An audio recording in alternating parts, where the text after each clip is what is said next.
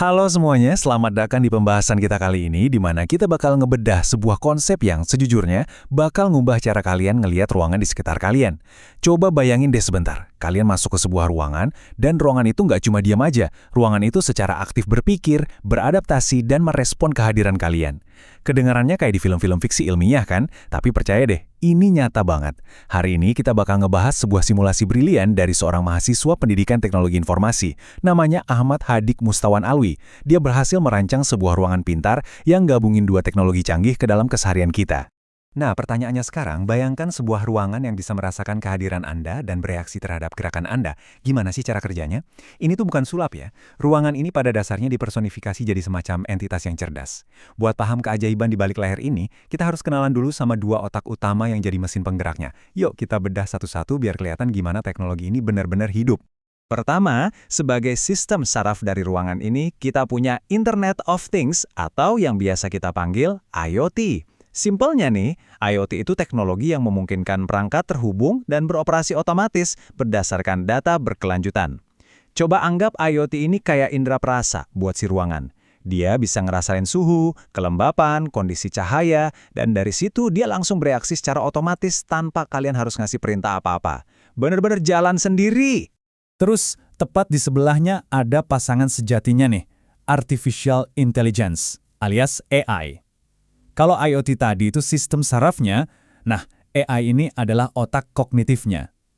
AI adalah teknologi yang memungkinkan sistem mengenali pola dan mengambil keputusan, seperti mengidentifikasi gambar atau gerakan. Dalam ruangan ini, AI itu yang mikir. Dia nyari pola secara terus-menerus buat bikin keputusan cerdas sedetik itu juga. Keren banget kan? Oke, kita langsung masuk aja ke bagian pertama, penerapan IoT, kipas angin yang bereaksi terhadap suhu. Coba deh kalian ingat-ingat lagi rasanya masuk ke ruangan yang lagi sumuk dan pengap banget. Panas kan? Nah, di konsep ruangan pintarnya Ahmad ini ada sensor suhu yang kerja non-stop ngebaca kondisi sekitar. Begitu suhunya ngelewatin 30 derajat Celcius, di mana kita biasanya mulai keringetan, sistem ini otomatis langsung nyalain kipas angin. Hush! Terus kalau suhunya udah balik normal dan sejuk, kipasnya mati sendiri. Gak perlu lagi tuh repot-repot nyari remote atau buka aplikasi. Semuanya full otomatis, murni digerakin sama data. Lanjut ke bagian selanjutnya. Penerapan AI, pencahayaan yang dikendalikan oleh gerakan.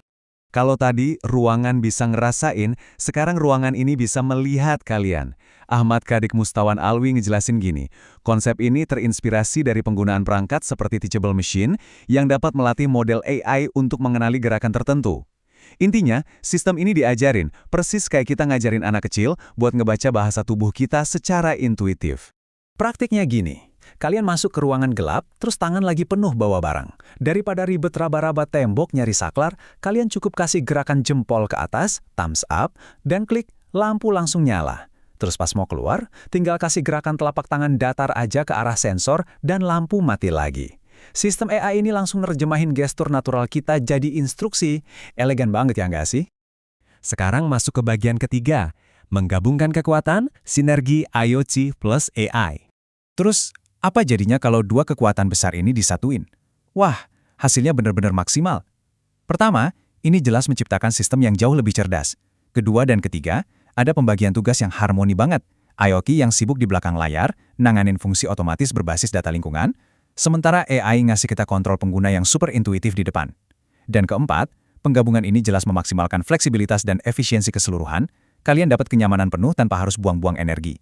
Dari simulasi sederhana menuju masa depan, rumah pintar dan kantor pintar. Ya, mungkin yang kita lihat sekarang cuma sebatas simulasi kipas dan lampu, tapi jangan salah, konsep yang dibikin sama Ahmad ini adalah cetak biru buat masa depan. Sinergi teknologi inilah yang nantinya bakal jadi fondasi buat bikin rumah pintar dan kantor pintar yang sesungguhnya. Skalanya aja yang diperbesar, tapi prinsip kerjanya sama persis.